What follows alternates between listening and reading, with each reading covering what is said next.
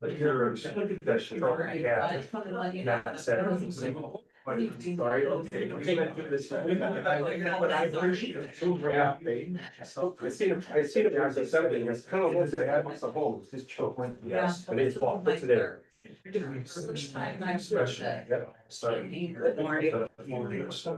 Well, you're not, so it's no, like this. That makes sense. Yes, it's frustrating. You do have to run against someone in your own patient or not. It's only January, February, or March. Like literally, it's all Saturday. It's busy years. Got to walk there. Just get a nice breakfast. It's like Saturday, Sunday. Let's stop. And of course, every other house. That's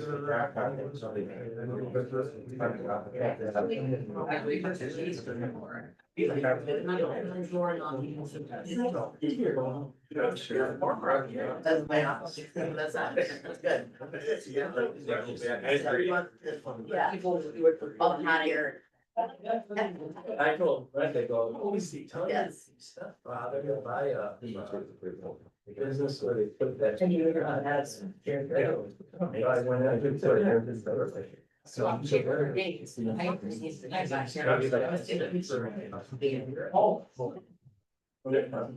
It is, I mean, so we were fortunate enough, and I recall, we was the guy that built, railroads, right, 100 years ago, truck. Built. So that was earlier, I don't think there was anything on it. But you bet. You got work there.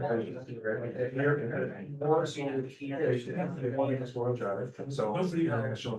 If it doesn't.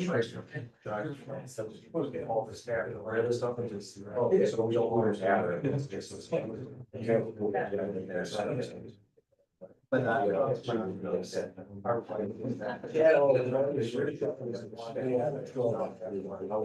Same job till they. More thin. Just talk long enough so I can hear you when you tell me I'm doing something, you know. That's not. So. Oh, I have. That's, I yeah. thought everything. Keep straight cut. But it looks a little strange. So, yeah. I haven't seen that. Maybe this isn't this, this is what we do. But I got it as children. You know.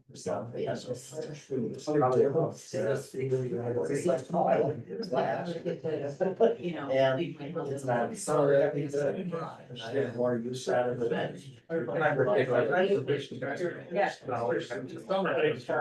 Yeah. You know.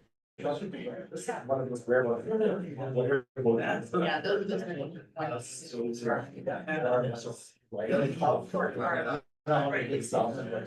Just seems safe. To the point where you just have one of those things like. Minus 24. They put their hands in it. Hey, Chris.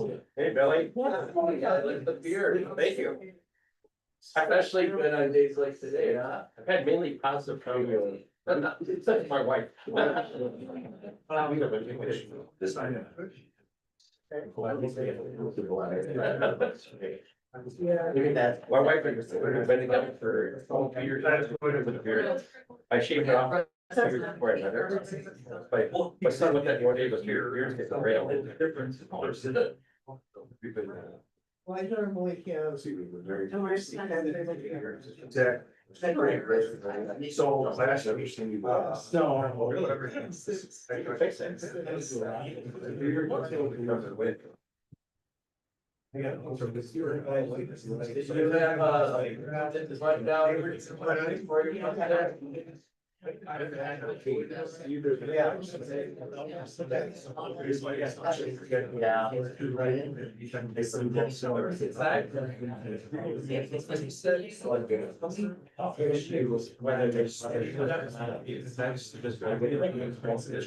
Here's something.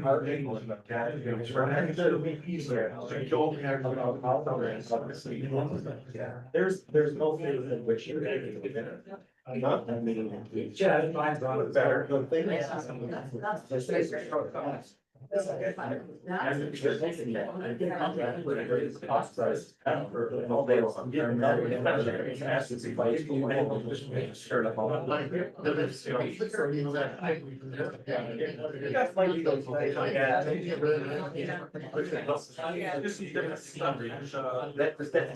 was right.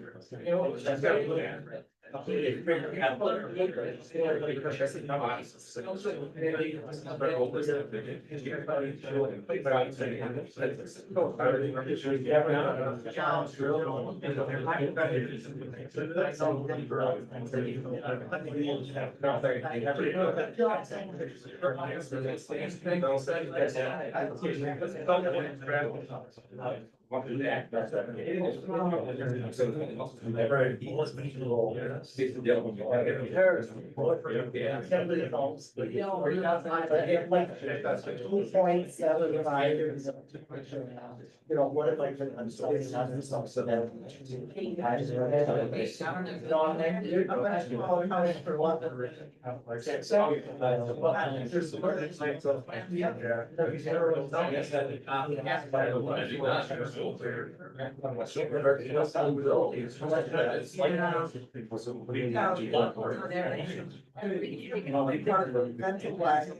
Section of.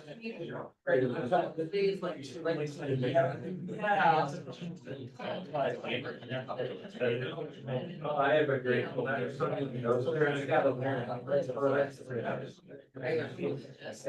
I say you were.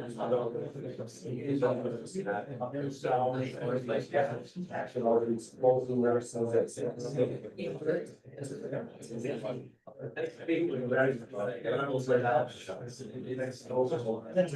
It's filling a bumper that will, but now. Which I think is not important.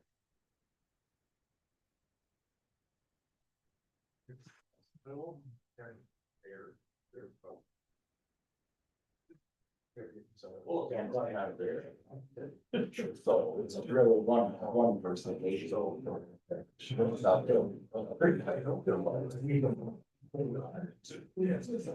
The last person that moved there is about Harrison.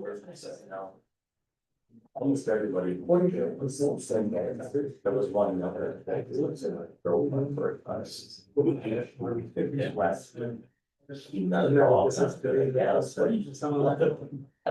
Probably. All right, it's 9:30. We're gonna call the United County Board of Supervisors meeting to order. There'll be a brief moment of silence for our troops, law enforcement officers, and emergency responders, followed by a prayer invocation and the pledge of allegiance. Is there any supervisor like to do the prayer today? Debbie, okay.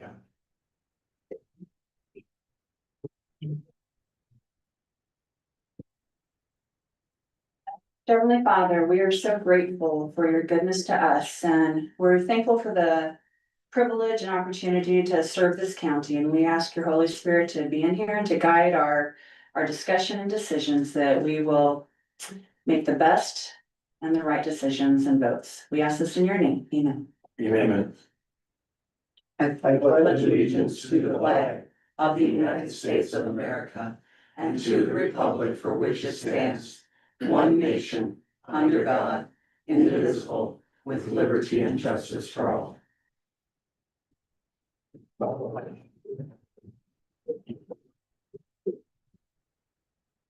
The clerk will call a roll call.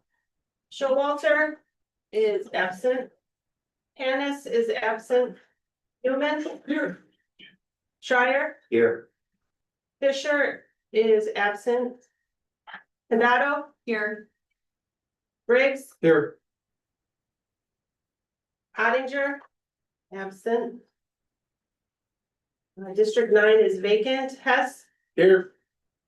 Jensen. Here on this amazingly fresh day. Ives. Here. Sorgel. Present. Lopez. Here. Timmons. Here. Reed. Good morning and happy New Year. Morning. Touches. Here. Almakinder. Here. Schultz. Here. Pushing. Present. Wallen. Here. Halowinski. Here.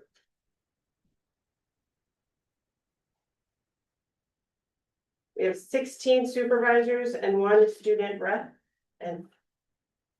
I just got that wrong. We have 17 supervisors. Nope, 16, 1 abs, 4 absent, 1 vacant. We got 16 present, 1 student, 4 absent, 1 vacant. We can conduct business today. Everybody, when you're talking, make sure your microphones are on when speaking. Item 4, election of county board, second vice chair.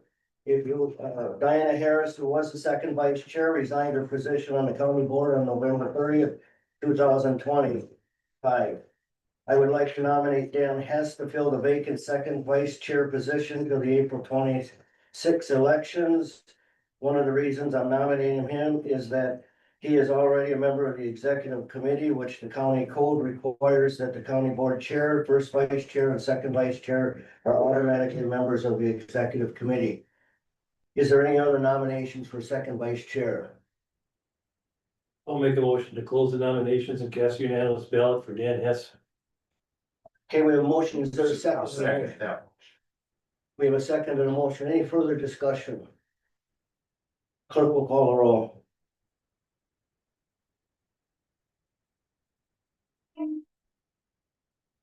Jensen, Aye. Reed, Aye. Lopez, Aye. Couches, Aye. Condado, Aye. Briggs, Aye. Hess, Aye. Newman, Aye. Ives, Aye. Schreier, Aye. Almakinder, Aye. Sorgel, Aye. Timmons, Aye. Cushing, Aye. Schultz, Aye. Wallen. Aye. Halowinski, Aye. 16 aye, 4 absent, 1 vacant, and 1 student rep aye. Okay, 16 aye, 1 student aye, 4 absent, 1 vacancy. Second vice chair is Dan Hess. Item number 5, appointment confirmation swearing in of District 9 Supervisor Wayne Kalanick. Vacancies in the office of the county board supervisor shall be filled by appointment of the county board chairman, subject to confirmation by the county board. On November 28th, I advertised for the vacancy after Diana Harris submitted her resignation. I received a call from Wayne prior to the vacancy being posted and that he took out papers for the spring election. Only 1 applicant applied on the advertisement with a resume. Also, I did not get any written requests by any county supervisor to hold a public hearing in the supervisory district to fill the position prior to this appointment today. So I'm asking the county board to confirm Wayne Kalanick as my appointment to the county board to fill the county current vacancy of District 9. He was a Pine Lake resident for over 40 years. He's a business owner in that district for over 40 years. And he's been on the planning commission for Pine Lake for over 20 years. Any questions? I'll make a motion to approve Wayne Kalanick as District 9 Supervisor. Second. Okay, the motion is second. Any further discussion on the motion? Hearing none, clerk will call the roll. Hess, Aye. Ive, Aye. Reed, Aye. Newman, Aye. Jensen, Aye. Sorgel, Aye. Lopez, Aye. Condado, Aye. Couches, Aye. Almakinder, Aye. Cushing, Aye. Wallen. Aye. Briggs, Aye. Timmons, Aye. Schreier, Aye. Schultz, Aye. Halowinski, Aye. 16 aye, 4, well, and 1 student rep aye, 4 absent, and 1 vacancy. Okay, 16 aye, 1 student rep aye, 4 absent, 1 vacancy. Wayne is appointed to the position and the clerk will swear Wayne in. Come on to the front, Wayne.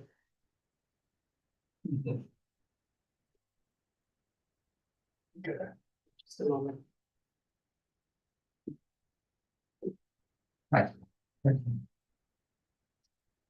Just a moment.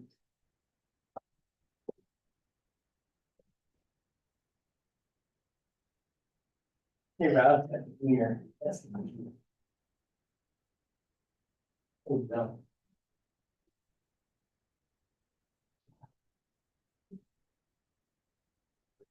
She's finding finding. I had it, it's just. All right. So I will have you raise your right hand and repeat after me. I, Wayne Kohanic, I, Wayne Cohan, having been appointed to the office having been appointed to the office of Oneida County Supervisor, District 9, of Oneida County Supervisor, District 9, swear that I will support the Constitution swear that I will support the Constitution of the United States of the United States and the Constitution and the constitutions of the State of Wisconsin, of the state of Wisconsin, and will faithfully and impartially and will faithfully and impartially discharge the duties discharge the duties of said office of said office to the best of my ability, to the best of my ability. so help me God. So help me God. Perfect. And I have one for you to sign down in my office. Good. Thank you. Thank you.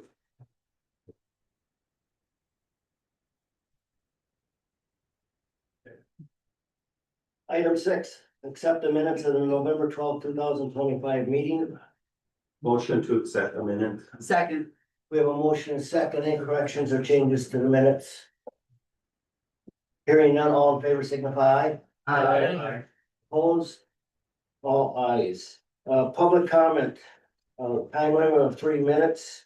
Sign attendance form at the podium. Anybody in the audience want to make a public comment? State your name and address, please. My name is Roger Brisk, 1884 North Street, Three Lakes, Wisconsin.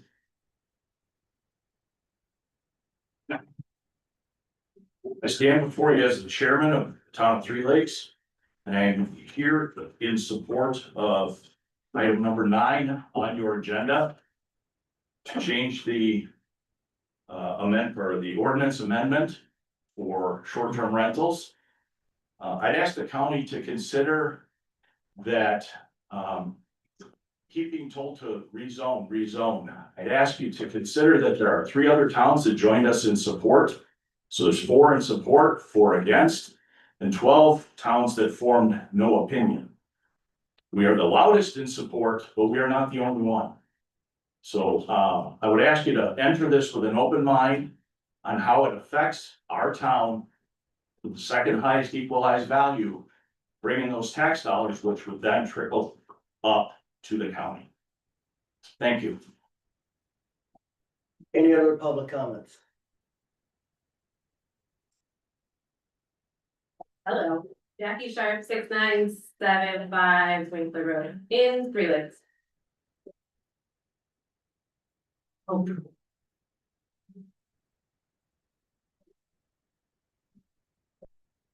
Good morning. I'm here to speak in support of the amendment to the zoning code as it pertains to short-term rentals. I'm a Three Lakes resident and executive director of Visitors Bureau, where my job is to market our community as a tourist destination. The current ordinance makes that extremely difficult. Let's begin with the fact and the confusing ordinance amendment for everyone. This amendment will not increase the number of short-term rentals allowed in Oneida County. The cap will remain at 52 rentals per year. No more turnover, no more guests. Just the ability for property owners to decide if that 1 rental per week is 2 days or 4 or 7. This idea is not radical or reckless. The city of Rhinelander just made nearly this exact same change because they manage their own zoning and wanted rules to reflect their reality. The only difference is towns like mine have to go through you to get the same flexibility. You're gonna hear this is just a Three Lakes issue that we should just rezone, but as Roger said, 4 towns supported the amendment, 4 opposed, and there remaining 12 stayed silent. Three Lakes has been told to just rezone since 2023. The problem isn't just the complexity, it's the capacity. For small towns with 1 or 2 part-time staff and volunteer plan commissions, rezoning is a massive administrative lift. It shifts the burden onto the people least equipped to manage it, just to fix a problem that can be solved with a single line of text in the zoning code. Meanwhile, Three Lakes is watching visitors, including the snowmobilers that are here right now, go right across the border to Vilas County, where they're welcomed with reasonable, flexible policies. In a county like Oneida, where 1 in every 5 sales tax dollars comes from direct visitor spending, we simply can't afford to keep sending that revenue next door. Now, let's be clear about the outcomes that the Planning and Development Committee says that they want and how this board can actually achieve them. If you want to protect single-family zoning, don't rely on an arbitrary length of stay rule. Enforce occupancy limits, septic capacity, parking rules, and noise ordinances. These are the things that actually affect the neighbors. If you want to prevent investors from gobbling up the housing stock, enforce licensing, promote local ownership, and require local property managers who know the area and can respond quickly. And remember that in towns like Three Lakes, where nearly 70% of housing units are second homes, we also need to recognize that many second homeowners rely on the ability to rent out their property, especially in the off season, to keep it in the family. Reasonable regulations can support long-term ownership and responsible management. If you want enforcement to actually work, stop micromanaging the length of stay at the county level. What towns need is zoning flexibility so they can focus on what actually matters to their residents. Some communities would want stricter control and they should be welcome to enforce that. Meanwhile, towns like Three Lakes are left without the ability to act. This isn't about removing rules, it's about giving towns the ability to enforce the right ones. Because length of stay is governed by zoning, this amendment is the only practical path to local accountability. You'll also hear about workforce housing, and if you care about workforce housing, which I sincerely hope you do, then please prioritize workforce housing. Fund development, remove barriers, modernize zoning code to include ADUs. But don't villainize short-term rentals that are overwhelmingly located on the lakes where a starter home hasn't existed in a very long time.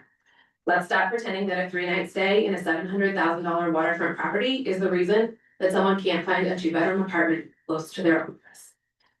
This amendment doesn't take anything away from towns that want to stay restrictive, but it gives the rest of us the ability to make decisions that reflect our realities. Please support this and let's move on to the real work. Thank you.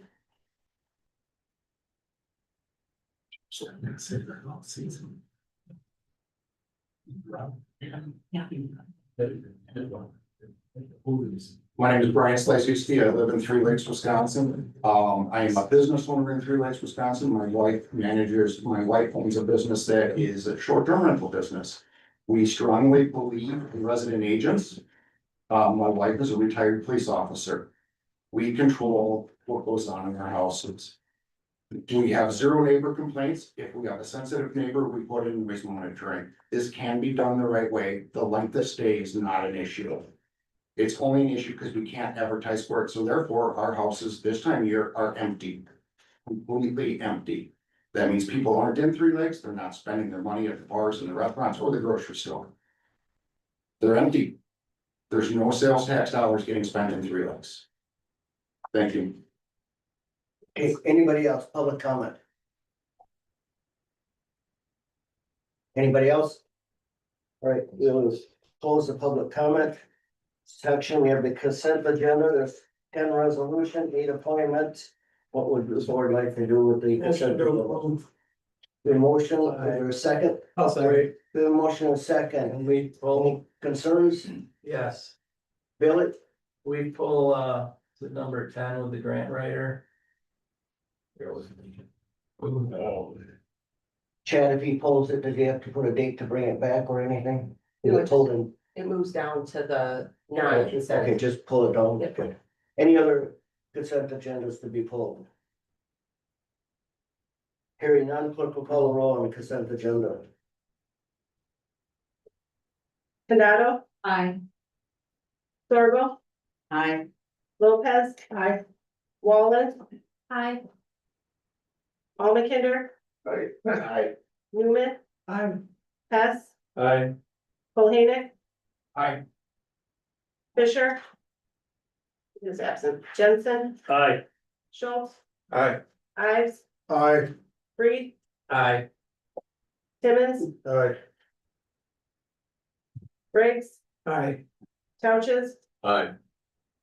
Schreier, Aye. Cushing, Aye. Allowinski, Aye. 17 aye, 1 student rep aye, 4 absent. Did we gain this? We did, we gained Wayne. Oh, good, 17. All right, 17 aye, 1 student aye, 4 absent, 1 vacancy. The 9 resolutions, 8 appointments pass on the consent agenda. We will move on and we will now consider resolution 10, 2026, offered by the supervisors of the executive committee to authorize the expenditure of opioid settlement funds allocated to the United County in accordance with Wisconsin Act 57 of the 2021 and United County Resolution number 58-2022 for the purpose of treatment, alternative and diversion TAD grant writing. Billy? Well, I wanted it pulled because I'm opposed to hiring a grant writer. At the executive committee, I was opposed to it as well, so. I just wanted to state, I think, I like to see grant writing done within departments. And if they can't do it within their departments, I believe we have UW Extension and North Central Planning that we fund that have offered assistance for grant writing. This grant, I believe, would create a new position and service that may not be able to sustain funding down the line. And I admit I'm a little biased on using these types of funds for something more in the capital expense, but I am concerned because as we move forward with the budgets in years ahead, creating other positions and also hiring out for things is things that we can't afford, so I'm opposed to resolution number 10. Any other discussions? Rob? I know Beth is here. If anybody has any questions about the grant itself and how it came about, so maybe I'd ask her to come forward and she can Got you on explain forward. why Human Service Department feels it is important to have a grant writer for this particular grant. Go ahead. Right, so we put forward this Go proposal. up by the microphone, please. Sorry. This proposal was put forward to have a grant writer for this position. We have previously received the treatment and alternative or treatment and diversion grants in the past. Once you apply for the grant, if it's approved, then it's a non-competitive grant for the next several years. I mean, as long as you're meeting your, what they want you to do with the grants and the money, then you continue to receive it for the next 3 to 4 years. It's a non-competitive at that point. I'm not sure what other questions you have. This grant would go towards funding Justice Point being the treatment and diversion provider. It would allow us to have money to start a treatment court. It would fund a diversion coordinator. It would manage all of those programs and continue to write for grants. So Beth, if this resolution is turned down, will your department be able to handle applying for the grant yourself from within? I don't know, we don't have anybody on staff that's experienced that has written a grant that is this extensive. My intention was to have Mary Rideout, who had previously written for this grant 4 years ago, come back and write it. She knows all the players, she knows who needs to be contacted at the state. She knows what they're looking for in a grant. This is a lot of money. If we're awarded this grant, it could be up to 300,000 per year. So it's a significant amount. Any questions? Dan? I don't have a question, I have a statement to the board. After writing probably 50+ grants in my career, I understand the complexity of this grant. I don't think Beth has the staff to do this at this point. I think it's really important to have Mary Rideout, who wrote the grant in the past, to come back and write the grant and assist Beth in future grant writing opportunities for this grant. Rob? I think we had this discussion at the Human Services Committee as well, and I agree with what's been said in terms of the expertise of the grant writer. I think what's important here is to look at what the grant is for. For the county treatment alternative division program, diversion program. We need to get better in this area. I have knowledge about that because I have a person that works in this program in a different county, extremely successful. And I agree with Supervisor that sometimes there might be a cost to this. We don't know. But I'm also a firm believer in that at some point, we probably will, as a county, have to take a look at our programs and because something is grant funded, some of those dollars might go away. But if that program can prove how it's changing persons' lives and changing behavior for people in Oneida County, I think at that time we might have to make some sacrifices and some other cuts. And I also agree, I hired a person to do a grant for me. We saved that person had contacts, knew exactly who to contact with the DNR, DOT, Towns Association. And he got the grant approved, so I think Mary's expertise is valid in this situation.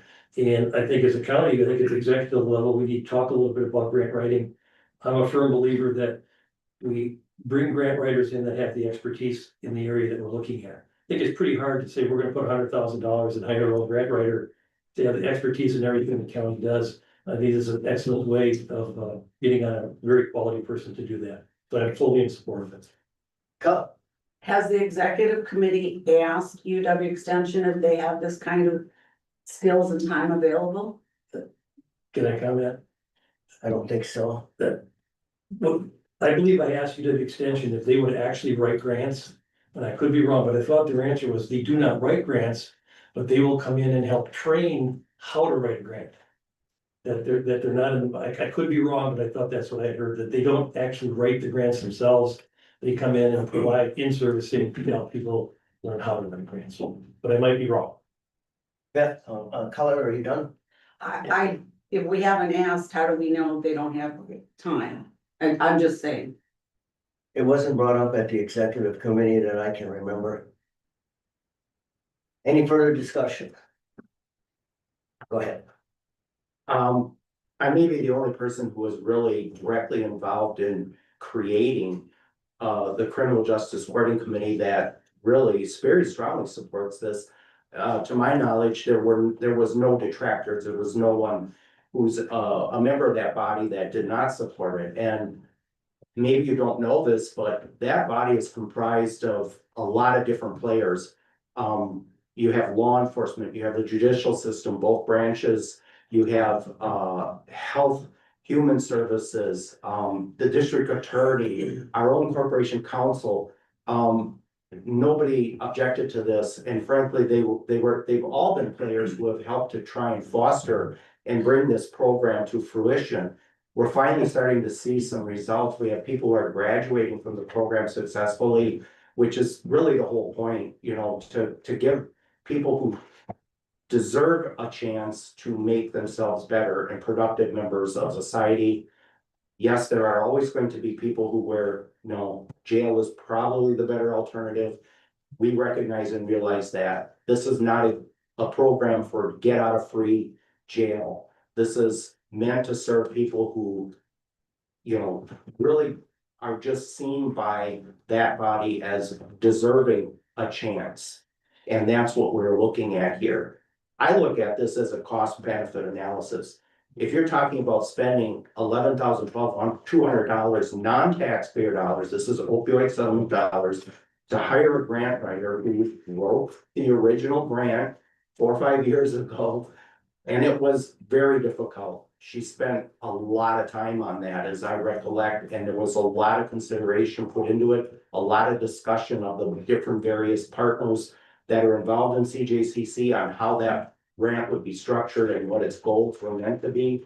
And it's probably even more competitive now than it was 4 or 5 years ago, because you now have more counties and other entities competing for the same dollars. And when that happens, they start to scrutinize it more and more and more. It isn't just a done deal. Oh, sounds like a good program, rubber stamp it. That doesn't often happen with these, and especially with something like this. It's work, and you've got someone who literally was there at the beginning, knows the program, has the resources available to them. I think it's a bargain for what you're costing. You also need to remember that this is basically an LTE. It's gonna serve this purpose. This is not a position that we're hiring and then they're gonna be a, you know, I guess for lack of a term, a hired gun to come in and grant writing. That she's writing the grant for this. This is the only purpose this money is being dedicated towards. And then when it's done, it's done. If we have to revisit it in 5 years, if and when it comes up again, that's when whoever's sitting on this body will make that decision if they think it's worthwhile revisiting. Other than that, I mean, I totally get it. We want to keep our fingers on the pulse of how that money is being spent, because opioid dollars are one-time dollars. I mean, what we get, we get. And other than the interest we're making, which to be perfectly honest, we're not even spending the interest right now on what we have set aside. So if you can look at it that way, at the very least, show the taxpayers you're taking settlement dollars and spending the interest that you have on sitting in the bank. But I think it's money well spent. I mean, I've worked with Mary Rideout in various capacities over the years. I know that she's more than capable to fulfill this. I think our chances are much better knowing that Mary is the person who will be the person that we're hiring to do this. And that's not to detract from Beth and the people in her department, but it is a very involved process. It's a very complicated application, as Dan has also pointed out to you. And I don't think Dan would have said, hey, let's just look to someone else who might be able to fill in, if he didn't believe that we really do need someone with these credentials like Mary Rideout has. Lene? Yeah, I would agree with what Steven said, and my fear is. If we don't do this, are we risking throwing away the $300,000 grant? And I think we are. I don't think you send a first timer to do something that we have somebody experienced who knows how to do it.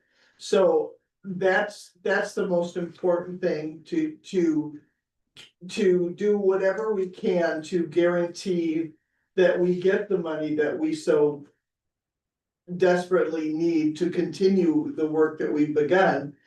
And can't we have Mary do it with Beth's assistance, so that in the future, we're training another person to know how to have the contacts and ask the requirements to get the grant that we need. So, yes, I'm for going forward with this. And with Beth's assistance and coaching along the way by Mary to see how she has done it in the past and how she would be doing it this time. Mitch? I'm a little confused on from line 36 to 40, where it spells it all out. Everything in there is plural. So is this one grant? Or is this multiple grants? Is it 11,200 for every grant they want to write? I'm confused on that. It's one grant. I understand it's just for the one grant, Mitch. So does it have to be changed in there at all? I don't believe so. I mean, it, even though it pluralizes that word, it is to sustain the county's treatment alternative and diversion program, so. I mean, Yeah, it's one grant that funds multiple programs. I don't know if that helps. Okay. Any other questions?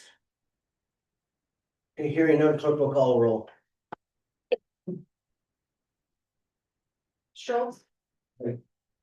Jensen, Aye. Reed, Nay. Condado, Aye. Hess, Aye. Lopez, Aye. Couches, Aye. Schreier, Aye. Almakinder, Aye. Briggs, Aye. Ives, Aye. Timmons, Aye. Cushing, Aye. Newman, Aye. Sorbo, Nay. Bohannon, Aye. Wallen, Aye. Halowinski, Aye. 15 aye, 1 student rep aye, 2 noes, and 4 absent. Okay, 15 aye, 2 nay, 1 student rep aye, 4 absent. The consent, the resolution 10, 2026 passes. Move on to resolution 11, 2026, ordinance amendment 6, 2025. Offered by the supervisors of the Planning Development Committee to amend chapter 9, article 5, section 9.58.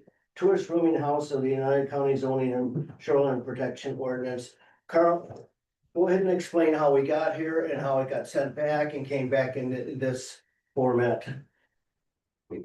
Good morning. Again, my name is Carl Jenrich. I'm the zoning administrator for Oneida County along with planning for along with conservation. I sent a memo to the county board dated November 13th, 2025 that hopefully summarized this ordinance amendment and the process that it went through to come to you. I don't know if you want me to go through the whole entire memo. Probably for the committee, because they're gonna wonder how this, it came from committee one way and went back to a different way.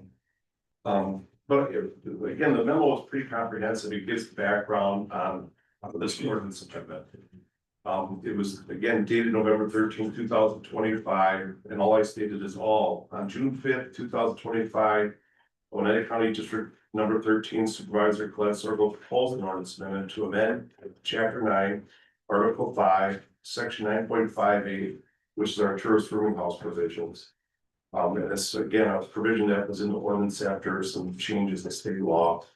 In particular, Supervisor Sorgo wanted to amend Section 9.58 D3A to allow one rental in 7-day period in the following zoning districts. There's 5 though: District 1B Forestry, 1C Forestry, 02 Single Family, 08 M&I or Manufacturing Industrial, number 15 Rural Residential. Currently, Section 9.58 D3A prohibits tourist rooming house rentals of 6 consecutive days or less. Oneida County wrote 9.58 because of 2017 Assembly Bill 64 enacted in 2017. What that act did is basically it prohibits municipalities from enacting an ordinance prohibiting the rental of a residential dwelling for 7 consecutive days or longer. The bill became effective September 21st, 2017. Prior to 2017, Wisconsin Act 59, Chapter 9, Article 2 of our ordinance of the United County Zoning Shoreline Protection Ordinance prohibited short-term rentals of 30 consecutive days or less in certain zoning districts. So what ended up happening is after the act became reality, we discussed with the Planning Development Committee.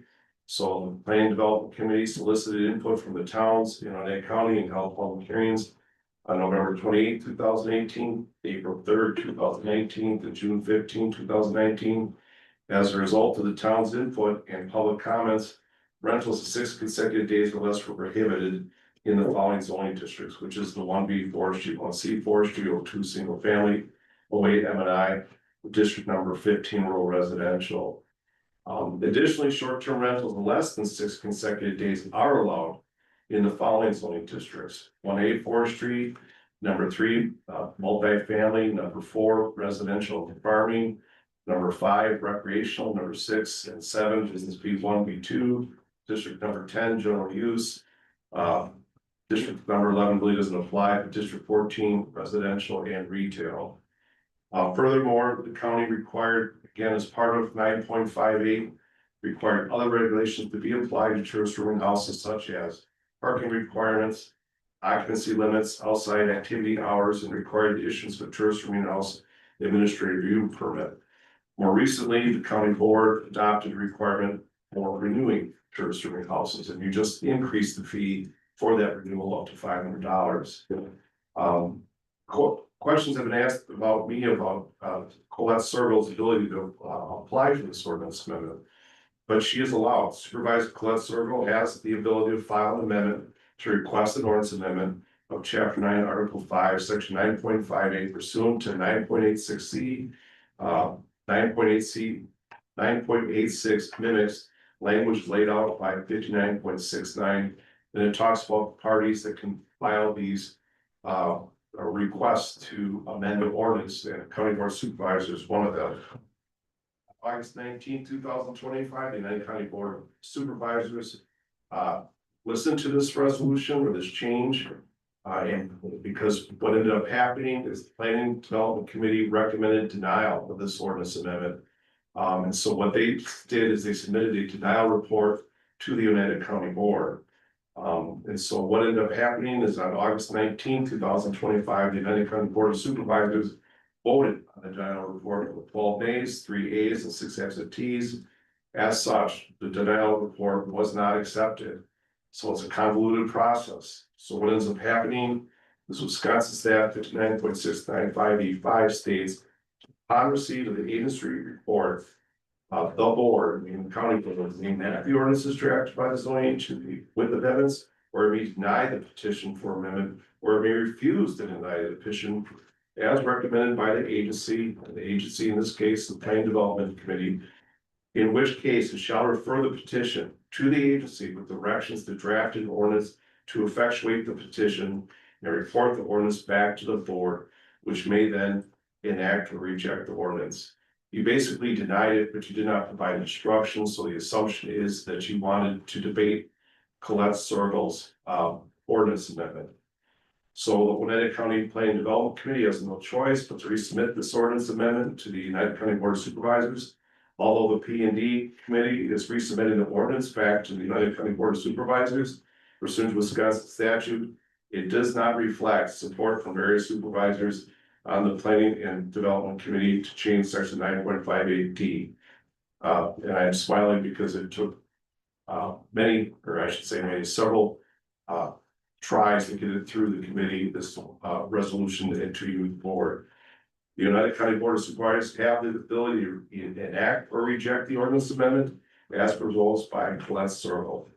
One of the reasons the Planning Development Committee rejected the amendment is that it is the amendment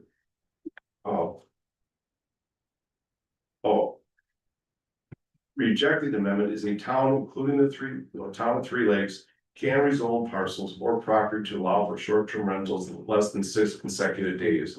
It may be a cumbersome process, but is the process which involves all property owners affected by allowing short-term rentals less than 6 days. By changing 9.58D3A, Oneida County would be impacting all the towns that do not want to see the change. And if you have any questions to me. Any questions for Carl? Anybody? Carl, go ahead. I was told that it's cumbersome to enforce any of this, and if we switch to less days, you would have trouble enforcing the short-term rentals. Are you doing anything right now to enforce this? My only, I think, public comment on this is, as far as enforcement, how it works, the department may receive a complaint. We aren't, I want to say, actively looking for the violations, but if they're brought to our attention either by a town or a neighbor, what we end up doing is looking on the internet, at the listings of VRBO, Airbnb, Vacasa, whatever the site may be, and seeing how they're advertising. And if they're advertising for the 6 consecutive days or greater, or weekly rentals, we call them, depending on the zoning district, all we can do is look at the listing.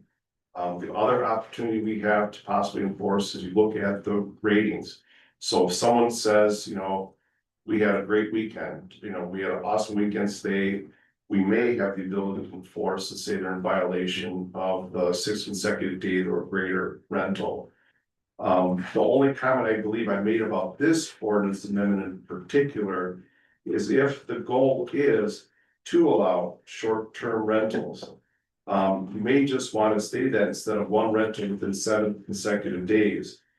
Because of the fact, what I foresee happening, and I stand before you stating that I don't think we would enforce, is if someone wants to stay a Friday to a Sunday, technically they could not rent that next weekend because there's only 4 days between Sunday and then Friday.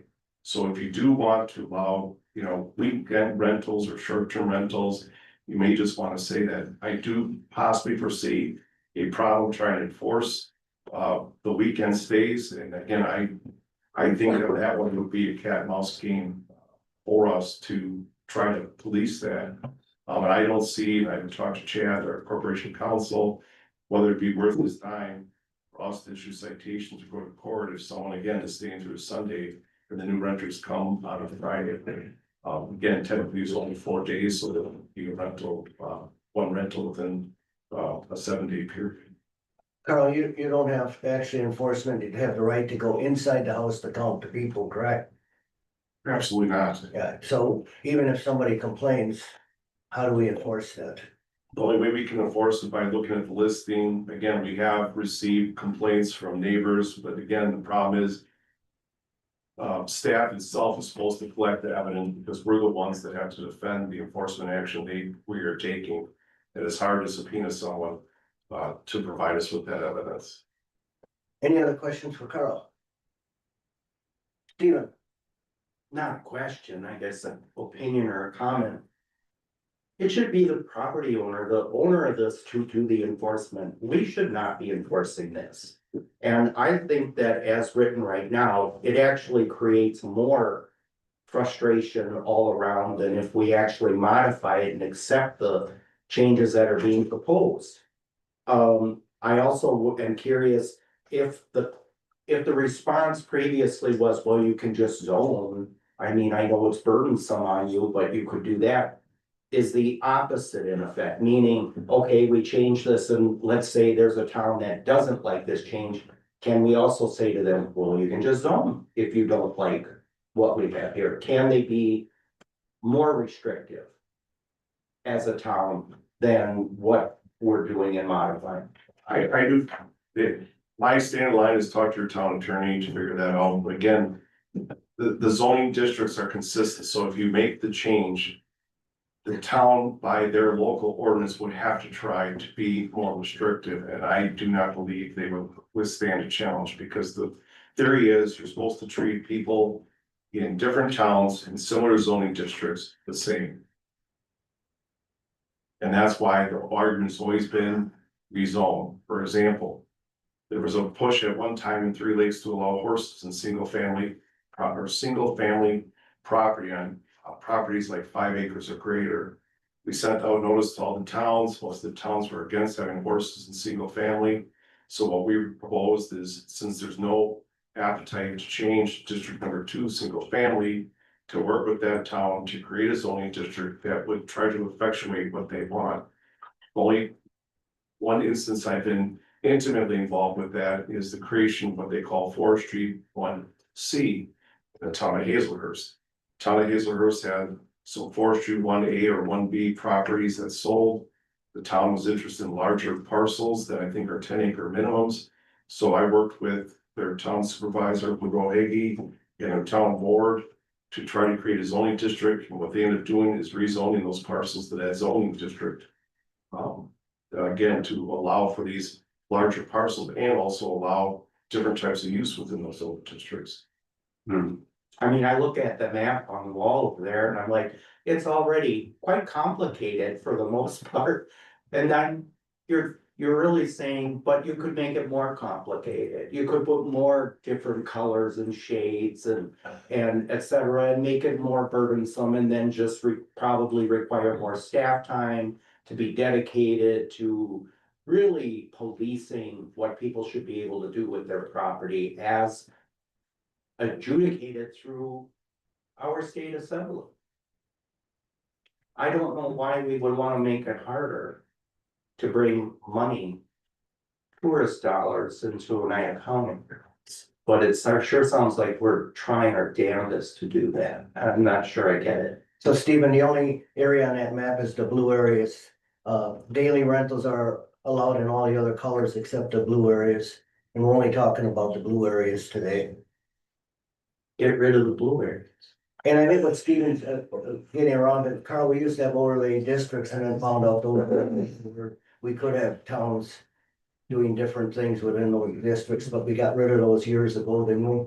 Yeah, that was more because the committee and the county board believe that the county should not be dictating to private property owners the minimum size of a home. That's why a lot of the overlay districts disappeared. Any other comments, questions?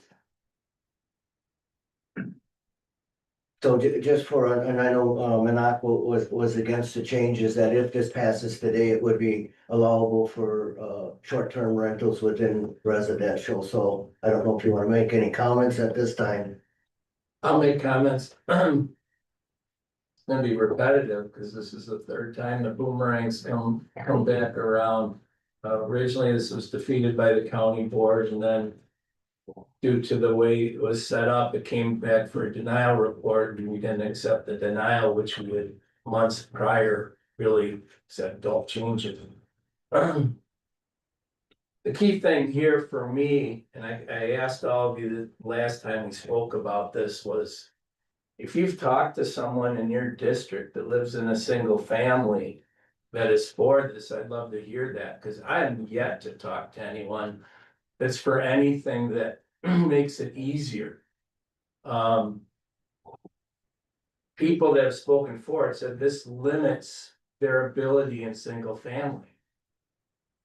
I'm trying to protect single family. We have a housing crisis here. There's plenty of other districts that you can do it for less than 7 days. Are people doing it now? Yeah, probably. I mean, fundamentally, language is probably very minor. But to me, for me, I perceive it as telling the people in my district that, yeah, I want to ignore the housing crisis and I want to make it easier.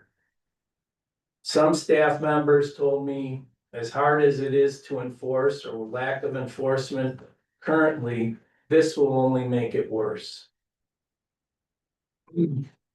So, at the end of the day, it's a little frustrating that this keeps coming around.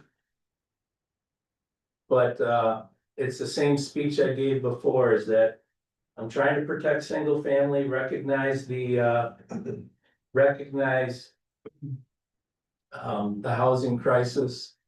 And then we gave, when it first came through, we said, if there's towns that want to have this, you can create a zoning district that can be adopted by those towns that want to do it and bring it to the county board. This board sees, I don't know, probably 10 to 12 rezones a year. And this would be creating a new zoning district, which I get, but it's similar to a rezone. And we've had public meetings, today there's people that spoke for it. But at planning and zoning, we had public hearings. Boy, I remember this one guy came up, he was from Lake Tomahawk. And boy, oh boy, he could not understand why we're considering to make it any easier with what's going on out there. I get the tourist dollars. But I can't support it, and I hope you won't as well. And just to clarify, is a vote for this resolution supporting an ordinance change? Yeah. Okay. Oh, Ted, go ahead, answer that. Yes, in favor, 4 would be to change the ordinance. And if this gets defeated, does it have to come back again as a denial report? No, that was before my time, but from my understanding, it's an odd statute where since the denial report was not essentially accepted, it had to come back. But I believe this will not have to come back if it's defeated today. Hey, any other, go ahead, call it. I just wanted to make sure everybody understands the pros and cons of both sides. We have constituents that are small business owners, that are entrepreneurs, and this helps support that. It helps support economic development because it does keep more money in the area versus going to other counties.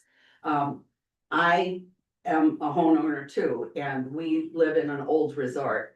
And if somebody acts up when they're visiting as the owner, I go and talk to the neighbors and ask. So I'm just making sure that we all understand that these small business owners are our constituents too, and they have a right to be heard also. Bob, I'll look in. Yes, I spoke on this last time. I don't know how many of you live next to any tourist rooming house. I lived next to one for 4 years. The owner lived in California. It was a nightmare. I have to get up in the morning to go to work, parties going on. Sometimes they were limited to 8 people. One time there was 25 people there. So I bought in my lot 45 years ago, thinking I was in a single family neighborhood. Well, that changed real fast, and all of a sudden I live next to a hotel. I'm definitely gonna vote against this. Any other discussion? Any other supervisors? Rob, I'm not sure how many are on the lake that I live on. I know that there's one about 4 or 5 doors down. The tough part for me is one is what is the advantage of bringing additional dollars into Oneida County for the shorter stays? Some ways. If you can only rent to one person in 7 days and the person's there only 3, I got 4 days where no one's there. So I mean, to me, as the one gentleman came up, I think this really relies upon whoever is managing these facilities. And if you've got a good manager, I think the problems are less. I also grew up next to an access lot, for 29 properties. Overall, not many problems. Most people were pretty understanding, but I also understand Bob's point. You can get 12 people up there that they're up there, they're gonna let it go for whatever. So the enforcement issue, I think in a good management, the enforcement issue maybe is lessened. But do we not pass it because we're not sure how well we can enforce it? Versus what some of the other economic advantages might be, and I appreciate the discussion to hear all sides of this, because it's a complicated issue. and so I look at this today, if this passes, it would be allowable short-term rentals. The other alternative would be if, just the opposite of what we're proposing to them is we could create a zoning district residential that's more restrictive, and then the towns could have their public hearings and adopt those. So it's just the opposite the other way. It's just which way do you guys wanna go today? Any further discussion? Go ahead. I'm just gonna say that, the way it is set up now, it limits my spending of my tourist dollars. I know I live in Oneida County, but at least twice a year, there are things that come up like weekend weddings or family gatherings.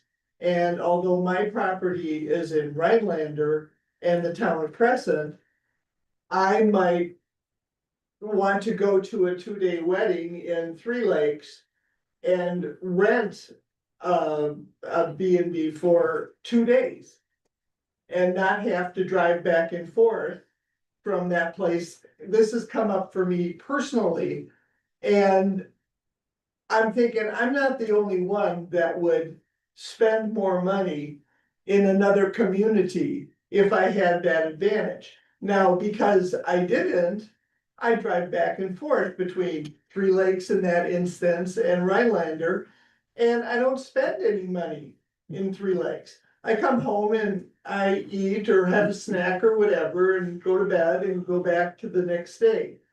The other thing about having that advantage, I wouldn't necessarily rent a hotel room because I've got dogs and I want a place that I can negotiate taking the dogs with me and having a place away from home as a base. So I'm not gonna spend money in the bars and the restaurants or anything else in that area. I'm gonna spend my gas money driving back and forth. And it's not just Three Lakes. I've had that instance come up several other times where I just wanted to go someplace for 2 days or 3 days. And it was limited. So if I'm noticing that I'm not spending those potential tourist dollars, I can't be the only one. Any other comments? Hearing none, clerk will call a roll. Did we again clarify if you vote an aye or a yes, what it's going for this? Go ahead, Chad. Yes, the resolution is to amend chapter 9, article 5. So if you vote in favor of the resolution, you're voting to amend the ordinance to allow one rental within 7 days. If that makes sense. Okay, any other questions? Okay, clerk will call a roll. Reed, Nay. Cushing, Aye. Briggs, Aye. Ives, Aye. Almakinder, Nay. Schultz, Aye. Hess, Aye. Newman, Aye. Jensen, Aye. Lopez, Nay. Timmons, Nay. Couches, Nay. Canado, Aye. Schreier, Aye. Sorgel, Aye. Wallen, Bohannon, Aye. Kowinski, Aye.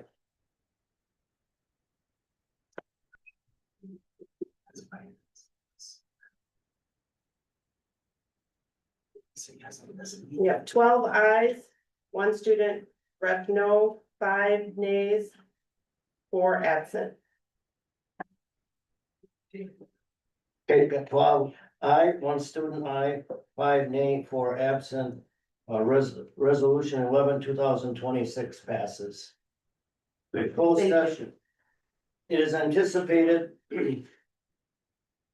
that a motion will be made and second and approved by roll call vote to enter into closed session pursuant to section 19.85 parent 1 and G, conferring with legal counsel for the governmental body who is rendering oral or written advice concerning strategy to be adopted by the government by the body with respect to litigation in which is or is likely to become involved. Topics are WG Wisconsin case numbers 25 CB 325 and 25 CB 520. United County Circuit Court cases 24 CX 2, 25 CX 2, 25 CX 123. It is anticipated the county board will return to open session by roll call vote to consider the remainder of the meeting agenda. Announcements of action taken in closed session or take action based on closed session. Note if the announcement of action taken in closed session would compromise the need for the closed session, the action taken will not be announced. Any action taken in closed session may be announced when the need for the closed session has passed. I need a motion to go into closed session. Second. Start with Dan. Dan. Aye. Aye. Aye. Aye. Aye. Aye. Aye. Aye. Aye. Aye. And then aye. Aye. Aye. Aye. Okay, we're in closed session. The students have left. I need 2 minutes. Okay, I don't know if we wanna take a break, I gotta kick everybody out, everything there, but stream is on. Before I forget, I'm looking at reading. The news wants to talk to you afterwards. we gotta get Tom out of here, Still need to, so I gotta take the live stream, so I just can't.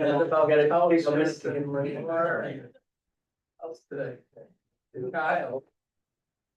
Everybody should turn their microphones on. Where are the 5 phones? Still just turn it. Don't start talking yet, live stream is still going.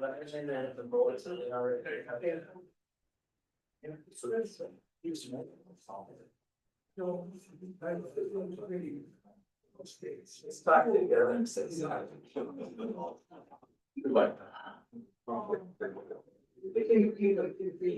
Nobody will just stand there and try to control it. Yeah. I tried that.